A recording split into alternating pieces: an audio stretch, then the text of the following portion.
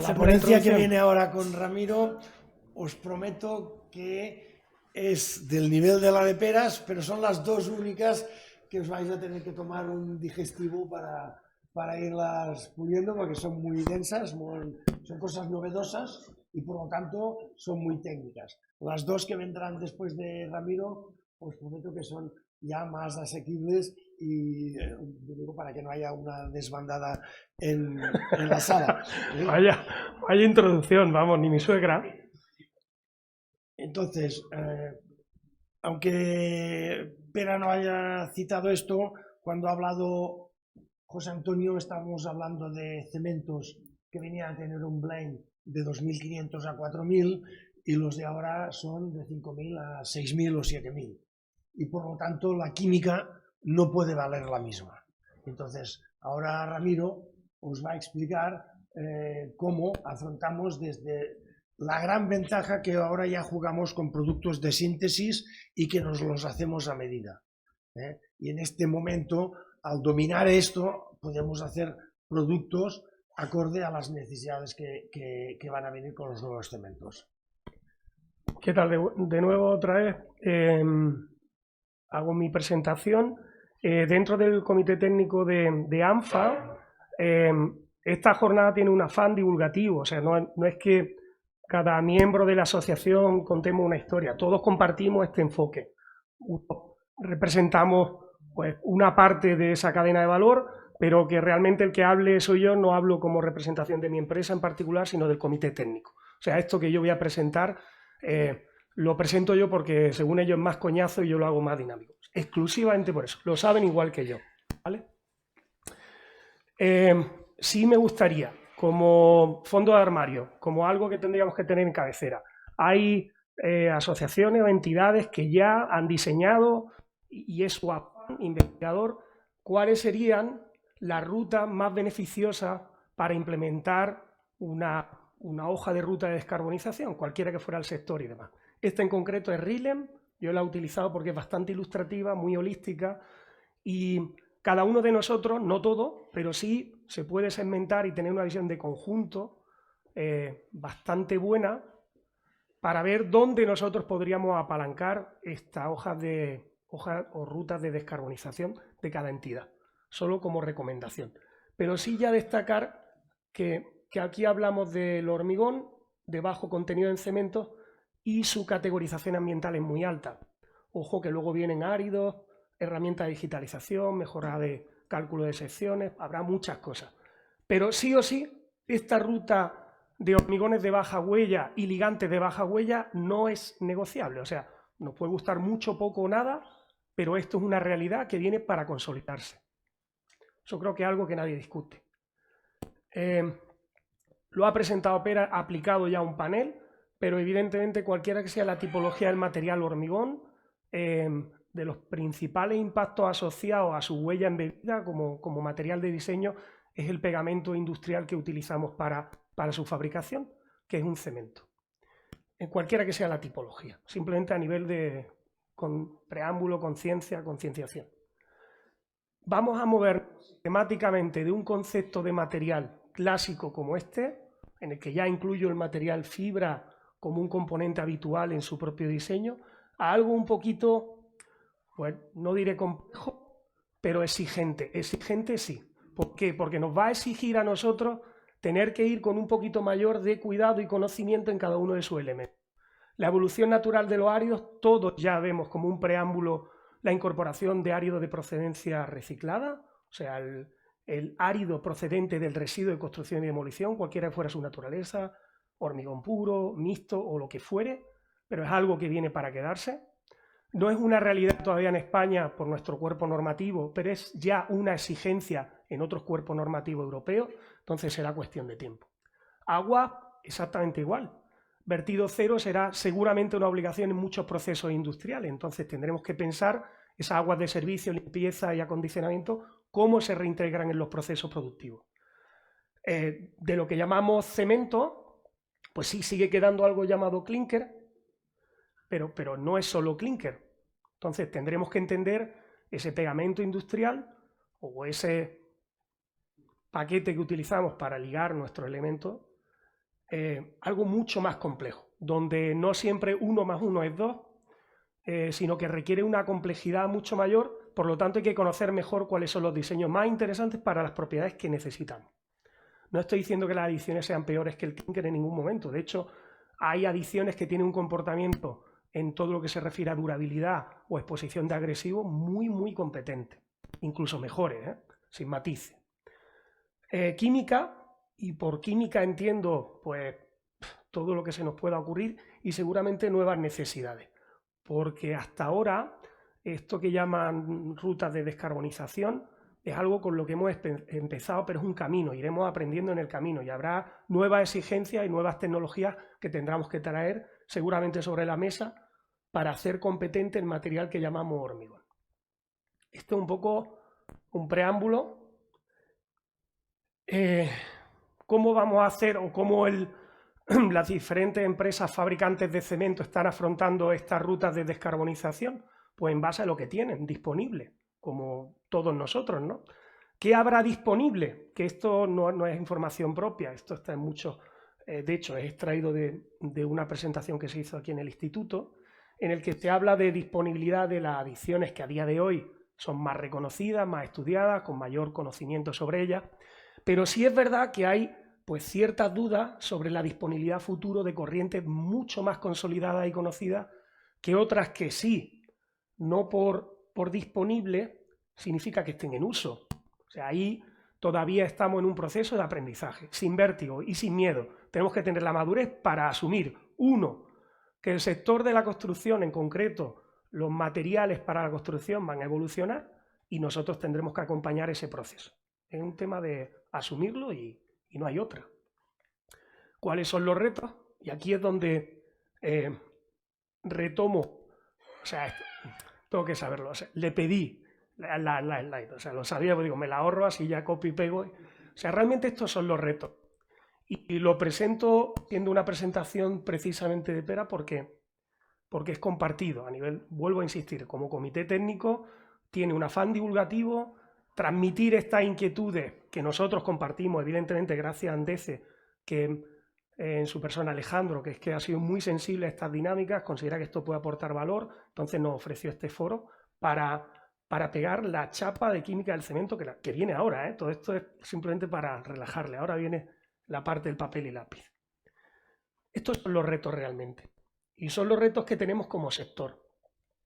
Si hacemos un juego de malabares y lo integramos en cubos, realmente en materia de reactividad, rheología, docilidad, demandas de agua.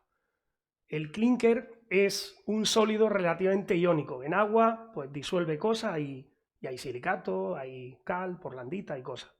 En cuanto quitamos clinker del sistema, todo aquello se llama ya covalente. O sea, o le parte el enlace o aquello no baila. Es así. Entonces requiere de algo que llamamos activaciones o estrategias de generar un poco de reactividad. ¿Cómo lo hagamos? Pues no siempre sumamos, o sea, hay fenómenos que ayudan al principio, luego perjudican en durabilidad, se llaman sistemas antagonistas. Nada de esto será hoy tema de conversación. Hoy lo que vamos a centrarnos en una cosa que es súper intuitiva y es fuente de muchísima pérdida de robustez, como ya ha hecho la introducción Pera, que sería la falta de robustez del sistema cemento química de fluidificación. Nosotros tenemos problemas cuando no somos capaces de anticipar una posible modificación en ese cemento. Entonces ahí cuando perdemos toda la capacidad para que nuestra química haga su trabajo de una forma eficiente. Por eso este afán divulgativo, insisto, es simplemente contar nuestros problemas, cuáles son la tipología de nuestros problemas para que pues, toda la cadena de valor de lo que sería el sector de la construcción, en concreto los fabricantes de materiales, que son cementos, hormigón, usuarios de estos materiales, sean conscientes de la tipología de problema que vamos a tener de forma recurrente por esa falta de conocimiento. Este era el esquema, quito áridos, quito calidades de agua, que ya vendrán, O sea, en la hoja de ruta de RILEM los áridos son fundamental porque es el 80% de lo que llamamos hormigón, o sea, no es un problema menor. Si el 80% de algo es malo, difícilmente el 100% sea bueno, difícilmente. Pero hoy no es el día. Hoy solo nos vamos a centrar en el sistema ligante y la química que nosotros podemos aportar agua arriba y agua abajo. O sea, al final no hacemos barquitos de papel y lo ponemos en el agua. Al barquito le ponemos GPS, radares, le ponemos de todo. Pero no siempre funciona, es la idea. Aquí empieza un poco lo duro, ¿vale? Entonces, pues que suerte, ¿vale? Suerte porque hay que hablar de un poquito de química. Lo que llamamos PC, sigla en inglés de cemento Portland convencional, en concreto su principal ingrediente, que es el clinker, que se llama así porque en frío clink, así me contaron muy al principio. Pues bueno, será así, espero que sea así, si no vivo en una mentira desde hace 25 años. Eso que hay ahí es lo que con tiempo, paciencia e ilusión se puede llegar a conocer, que es la química e hidratación de las fases mineralógicas del clinker, ¿vale? Podemos ir en detalle y nos vamos mañana, o vamos a hacer un sistema muy simplista en el que todo esto se resume en procesos de disolución, nucleación y crecimiento, absolutamente todo. Lo único que cambia son cuándo se disuelve, cuándo se nuclea y cuándo crece qué cristal. Básicamente, por resumirlo, muchísimo. Seguramente haya gente que diga, no puedes resumir tanto ya, pero es que tengo media hora para resumir la química e hidratación del cemento y hablando en el Torroja, o sea, me la estoy jugando yo solito. Al final de lo que se trata es de ese modelo de hidratación de lo que llamamos cemento, ¿vale? Donde habrá un yeso o una tipología de yeso, habrá un clinker más o menos rico y habrá agua, que es la que genera la hidratación de esa química. Habrán procesos que de algo anhidro se generen hidratos. Eso, nosotros que trabajamos mucho en la huella lateral de lo que es un material cementoso, se hace a través de calorimetría, ¿no? Medimos el calor, son reacciones isotérmicas y vemos de temperatura, y cada pico, más o menos, tiene una correlación con un proceso de disolución, de nucleación y de hidratación. Eso ocurre en fresco y eso ocurre siempre que hablamos de un sistema Portland, ocurre así. Hay un fenómeno de disolución, de nucleación y de crecimiento de algo que no tiene que ver con las resistencias mecánicas de los silicatos, por lo que pagamos estructuralmente. Esto lo descubrió un señor que se llama Canlot, el nombre no lo recuerdo, y le llamaron sal de Canlot. O sea, pues claro, al final tendría madre, pues todo el mundo quiere que su madre esté orgulloso, ¿no? Dice, mamá, esto lo he descubierto yo. Le pongo mi nombre. Los aluminatos con los sulfatos siempre se van a ver y es la única manera de parar esa bestia que llamamos aluminato. Si no metemos yesos o fuente de sulfato al principio, no somos capaces de tener ni tiempo abierto, eso, fragua y sofacto.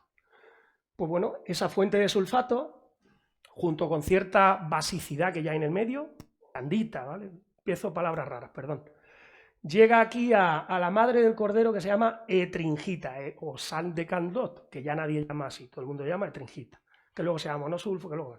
Eso es lo de menos. Lo que quiero que sepamos es que hay algo que ocurre en segundos. Quiere decirse, no hay forma de evitarlo, es algo que va a ocurrir siempre. Por la forma que nosotros tenemos de incorporar nuestra propia química en los procesos de fabricación en prefabricación, no siempre se incorpora el aditivo después del agua de amasado o en la última parte, como recomendamos. Se recomienda, pero se recomienda y no se insiste porque nos hemos aburrido de insistir, pero es extremadamente conveniente que se incorpore primero el agua y luego nuestra química. Y lo voy a intentar explicar casi al final. Es una interacción altísima y súper de amor que hay entre la etringita y nuestra química. Ya he hecho un spoiler, ya. Primera conclusión. La etringita no es ni buena ni mala, pero nuestra química tiene una afinidad brutal, brutal. Eso ocurre en segundos, no es negociable. Siempre que haya agua, va a ocurrir esto. Y ocurre antes que cualquier otro proceso de disolución, nucleación e hidratación. ¿Qué ocurre con el desarrollo de resistencias mecánicas y prestaciones durables? Aquí ya hablamos de una química que la principal responsable son los silicatos, ¿vale? Lo que realmente hay en un clinker y en muchas de las adiciones, en mayor o menor reactividad, pero hay. Eso da como resultado una cosa que llamamos gel CSH, por resumirlo muchísimo, pero que aquí, precisamente en el instituto, hay un curso de química del cemento que yo recomiendo enormemente para todo iniciado y no iniciado, porque realmente da un fundamento. Debajo de esa palabra que llamamos gel CSH hay todo un mundo. No es lo mismo, pero resumimos mucho por no enredar. Eso ocurre en horas, días, dependiendo de los sistemas, de la reactividad, como ha comentado Pera, de la tipología de cemento, dependiendo de muchas cosas. Pero eso ya sí es resultante, o lo que se espera de esos procesos de hidratación, de estos hidratos, sería todo lo que son prestaciones durables, mecánicas, estructuralmente y durables. ¿Dónde trabajamos a día de hoy nosotros, agua arriba, en el diseño de cementos? Trabajamos sobre todo en los procesos de disolución vía quelación. O sea, nosotros lo que intentamos es maximizar la disponibilidad de determinadas fases en el sistema, porque si el silicato es muy necesario para generar este hidrato, pues yo maximizo la disponibilidad de eso a una edad tempranísima, y esos son cementos R, ¿vale? Eso lo saben bien los grupos cementeros que negocian, ese es su por y su par, lo que llamamos quality improvers o química que está pensada para modificar los equilibrios de disolución de ciertas fases. Nosotros influimos en los procesos de disolución de estas sustancias. Todavía no he dicho aluminato, silicato, hay mucho por ahí. Pero hay gente que sabe de esto y se preocupa en que haya mucho de lo que queramos que haya. Ahora las adiciones. Ya hemos acabado el cemento, no ha sido tan malo el clinker, ya hemos acabado. Ahora nos quedan solo las adiciones. Esta slide no es mía, creo que está Miguel Ángel por aquí, lo he visto antes, está por ahí. Te la he robado, me ha gustado y te la he robado. Pero no, olvídate. Pero ilustra lo que es y lo que va a ser. Esta tabla, de hecho, de un curso del Torroja, reología, o sea, doy datos de paternidad y maternidad porque yo tengo menos fiabilidad y menos referencias que la fuente, entonces hay que citarla. Lo interesante, esto es lo que nos viene, lo que hay y lo que nos viene, resumo. En este cuadro, que es un diagrama básicamente donde pone en porcentajes de adiciones, ¿no? Pues esto sería escoria, esto sería clinker, esto serían cenizas. Pues la tipología de los cementos que tenemos y que van a venir se engloban así. Esta es otra manera de verlo en base a esos óxidos elementales. Fuente de silicato, fuente de aluminato y cal. La cal es muy interesante porque es iónico un material. Entonces el clinker está muy cerquita, está muy rico. Pero ya vemos que todo lo que nos viene, ¿verdad?, queda por encima, tiene como menos cal. Bueno, lo he puesto fácil. Las dos cosas que hay que tener en mente son esas. Lo que nos viene es algo que tiene menos cal, o sea, es menos iónico, y además tiene más aluminato, ¿acordáis? El Canlot, su madre, bien, hijo, muy bien. Ese sabía que como no paremos los aluminatos, tendremos una reacción. Y la manera que tenía con sulfato. Y formaba etringita, ¿vale? Hay a coro, pero bueno, no pasa nada. Etringita. Solo esa palabra, cuando lleguemos a casa hoy, salada, sí, no, pero con etringita, me apetece un poco, vamos a practicarlo. ¿Por qué digo esto? Lo que nos viene son sistemas más finos, ya lo ha dicho Pera, forzamos la reactividad, pero es que además vamos a forzar la formación de etringita temprana. Segundo spoiler.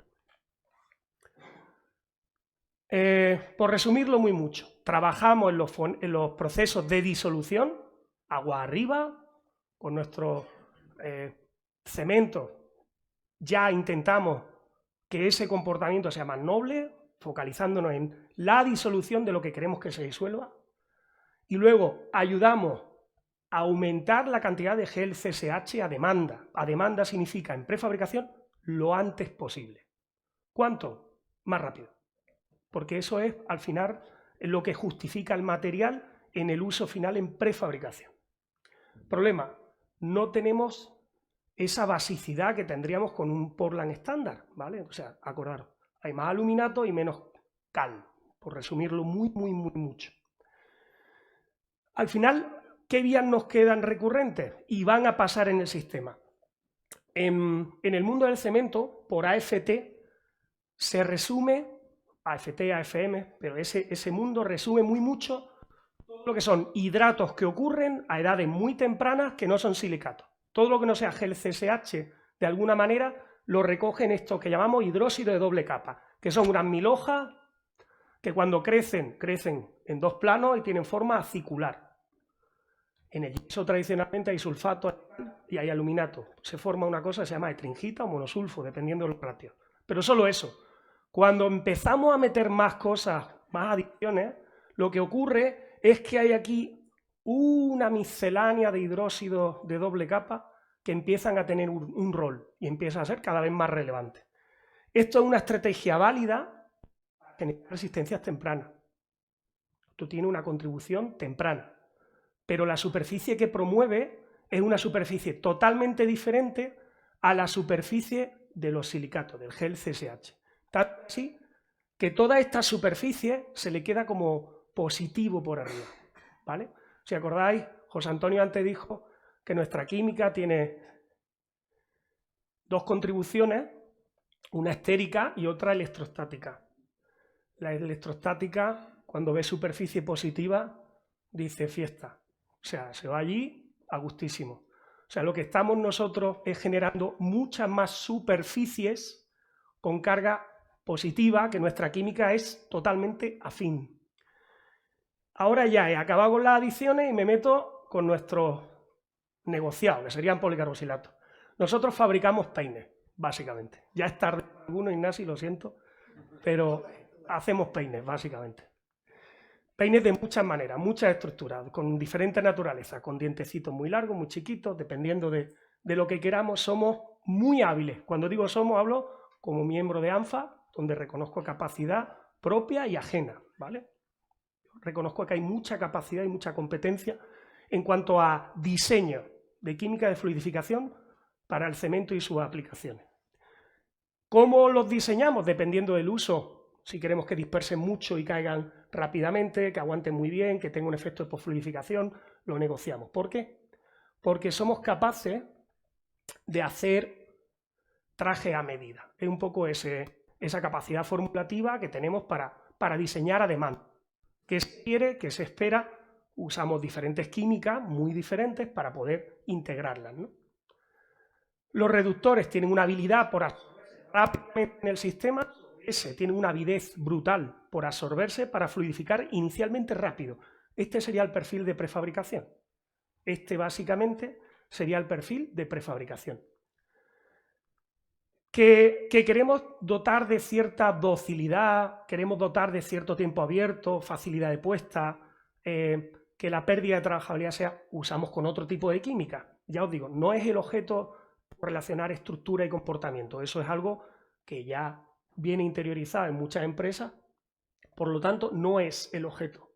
Hay incluso otra tipología que hidroliza el tiempo, que da un pequeño extra, que puede generar beneficios de hidratación a medio plazo. O sea, esto somos capaces de diseñar a demanda. Por favor, ese es el resumen, no es la química que hay por debajo, es simplemente decir que hay ya un nivel de maestría en el diseño de moléculas que prácticamente se puede hacer lo que se quiera. Lo que se quiera, ¿eh?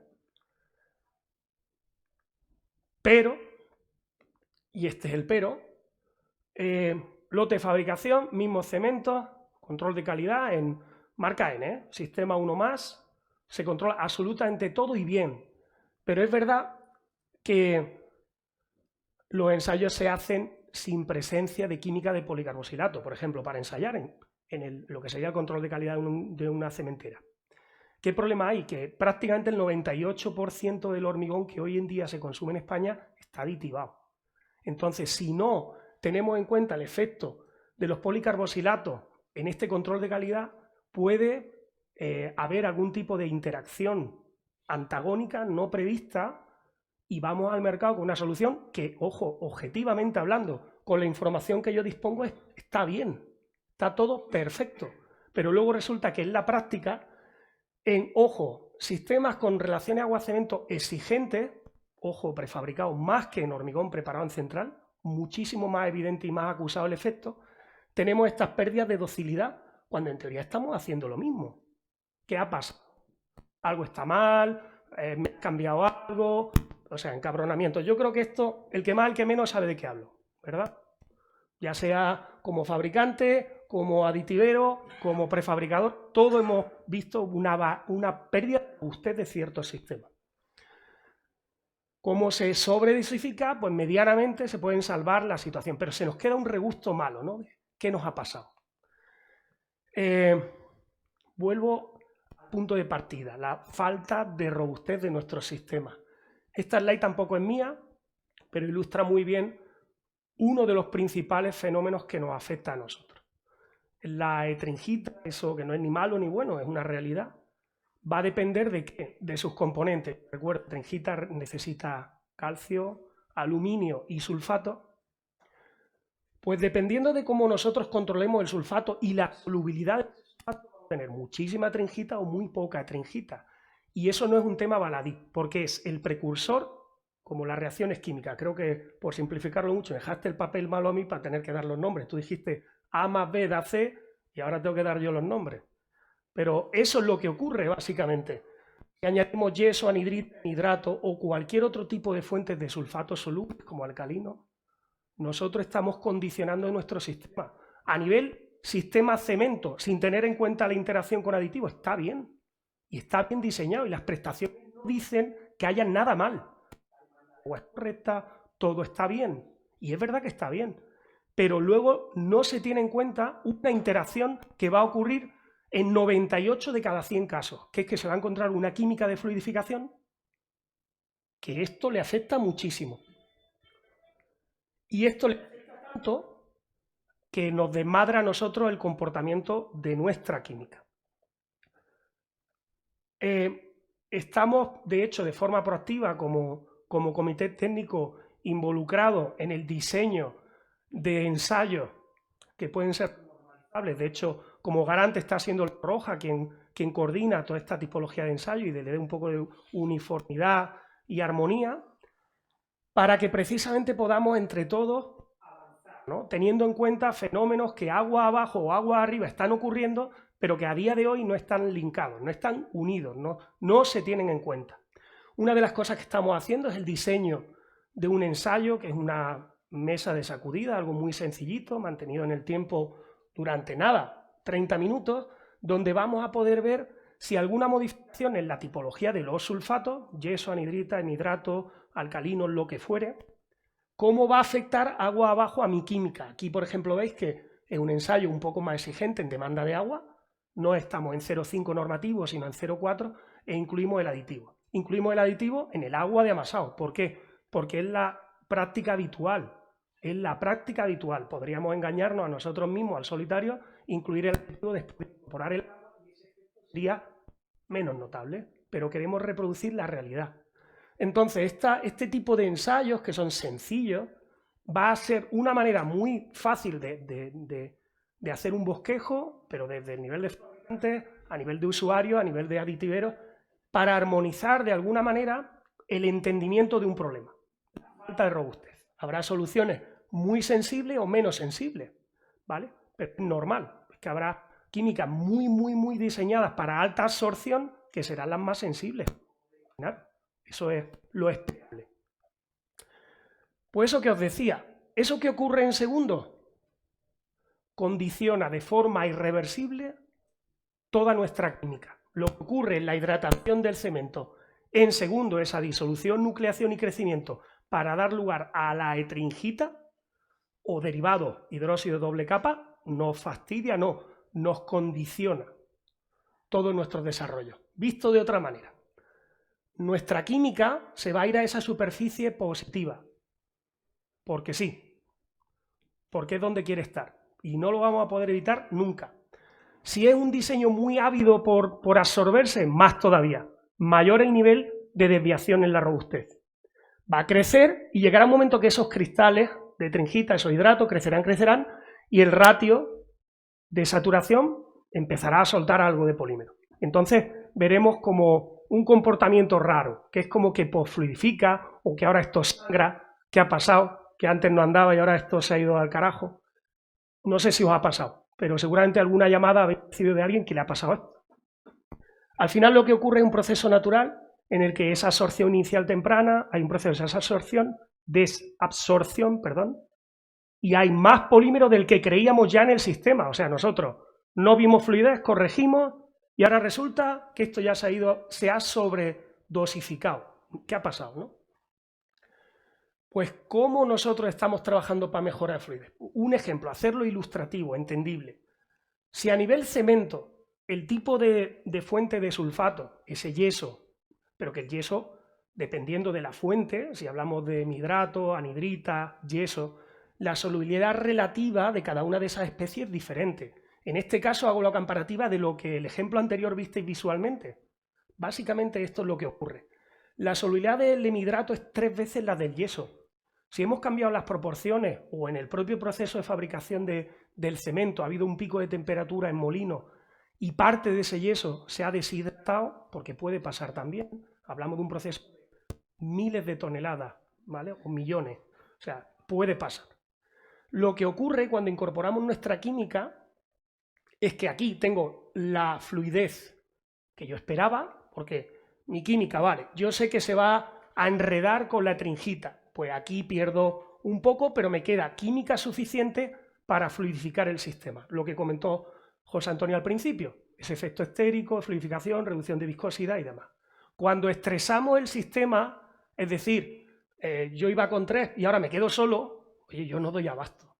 No doy abasto porque mis otros 7 se han quedado enredando en esos que llamamos de tringita, ¿vale? Estoy intentando no meterme en química, pero es que encima me gusta, lo siento, pero es que esto hay que hacerlo notable. O sea, hay una interacción que nos condiciona de una manera irreversible todo el nivel de tecnología que estamos entregando al cliente. Entonces, mínimo que sean conscientes de que esto ocurre todos los días, cada vez que ponemos agua en cemento. ¿Qué ocurre? Pues lo que hemos comentado anteriormente. Esa química se queda en la tringita, hay mucha, veis que en proporción aquí hay como menos puntitos y aquí hay muchísimos más. Hay muchísima superficie específica de tringita. Se hace de un tamiz molecular donde todo lo mismo allí y queda allí. Cuando crecen esos cristales, algo se libera. ¿Y qué puede llegar a ocurrir? Un fenómeno de post-fluidificación. Cuando esos cristales han crecido, parte de mi química se libera de ese velcro y vuelve al sistema cuando nadie se lo ha pedido ya, cuando nadie la espera. Entonces puede haber fenómenos de post-fluidificación.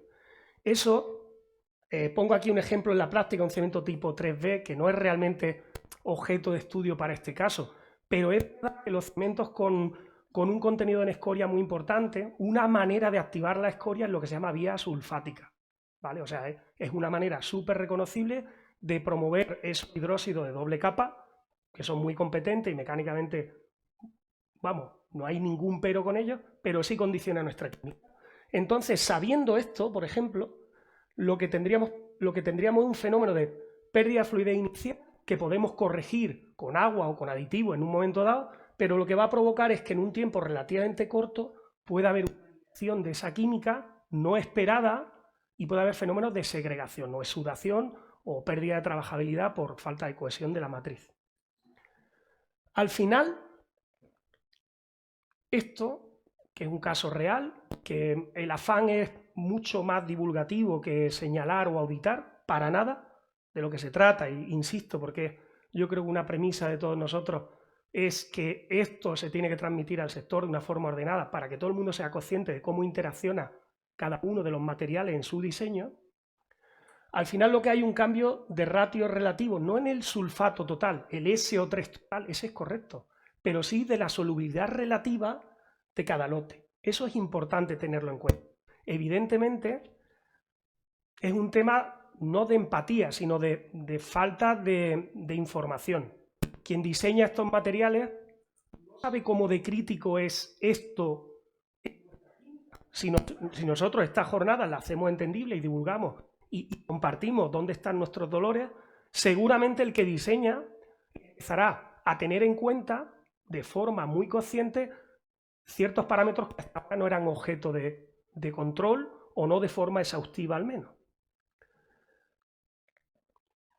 De lo que, bueno, esto es como se corrige, pues sí, sobredosificando, pero luego ese fenómeno que puede ocurrir de posfluidificación o pérdida de estabilidad. A modo resumen, clavado, la reducción de huella es inexorable y necesaria. En matemática, inexorable tiene una segunda acepción que es despiadada. O sea, no se va a negociar. Yo creo que no se va a negociar, sinceramente lo creo. Entonces, mientras antes abracemos la reducción de huella y la entendamos y saquemos incluso conclusiones para poder avanzar, mejor. No perdamos el tiempo discutiendo si lentejas sí, si lentejas no. Pasadas o sin pasar, discutamos eso, pero lentejas vienen. Es que tengo niños, o sea, es que me sale el diálogo. Tecnología. Si consideramos que hay tecnología suficiente a día de hoy para dar servicio a la nueva tipología o a esa hoja de ruta del sector cementero, sí. Y vuelvo a insistir, no hablo como en mi empresa particular, hablo como el comité técnico de la Asociación Nacional de Fabricantes de Aditivos para Hormigón. ¿Dónde? Agua arriba y agua abajo, donde se dejen, donde podamos, porque el problema se puede atacar de una forma holística, no exclusivamente esperando a ver qué nos viene. No, hay que ser proactivo, ir a la fuente del diseño, entender la hoja de ruta de cada uno de esos actores, cómo quiere implementarlo, en base a puzolanas, comentó anteriormente, en base a escoria, en base a arcillas calcinadas, en base, no sé, lo que nos vendrá, a RCD, es que tampoco lo sé yo, o sea, eso vendrá dado, ¿vale? Pero sí o sí, nosotros tenemos una obligación para con el sector de ofrecer soluciones robustas para el diseño de hormigones de baja huella, sí o sí. ¿Cómo lo estamos haciendo? Pues de primeras también un ejercicio divulgativo. ¿Por qué? Porque nos falta armonizar el conocimiento y tener todos un entendimiento similar de los procesos. Por eso también vamos a ayudarnos y apoyarnos en metodología y en ensayos que permitan anticipar los problemas, y cuando no anticipar, eso es mío. Perdón, es que no quería pisar. Un minuto tengo. No quería, ensayos y metodologías de ensayo que nos van a permitir mitigar esos problemas y atacarlos en origen, con un conocimiento previo a que sea un problema real. Y por último, además de esta reducción de huella, yo soy un fan del hormigón como material. Yo creo que además la huella, que es uno de los drivers de sostenibilidad, hay otros muchos drivers para implementar sostenibilidad donde el hormigón es un perfecto candidato como material. Tenemos circularidad, tenemos durabilidad, tenemos menor consumo de materiales, o sea, hay muchísimos criterios que en concreto en prefabricación, sistemas de altísima durabilidad, reducidas secciones, o sea, no es solo la circularidad o recuperabilidad de esos elementos de estructura, o sea, es seguramente de todas las aplicaciones del cemento, como prefabricación, como hormigón para prefabricado, sea de los sectores que puede ser punta de lanza en el sector de cómo implementar sostenibilidad. No hablo ya solo de reducción de huella, que esto será uno de 5 epígrafes, pero el resto de la hoja de ruta de descarbonización implica otro tipo de palancas en sostenibilidad que hasta ahora están siendo un poco postergadas por la inmediatez o la necesidad de la reducción de huella de nuestras soluciones. Pero no perdamos de vista que esto es un punto de partida. En esa hoja de Rillen sí viene circularidad, sí viene elementos de altísima durabilidad, sí tiene reducción del consumo de materiales, less is more, y en prefabricación eso es una realidad. Y claro que sí, vamos a empezar a trabajar con soluciones de baja huella, pero eso hay que hacerlo ya, pero el resto está pendiente. Y esta es mi presentación, o sea, hasta aquí ya estaría.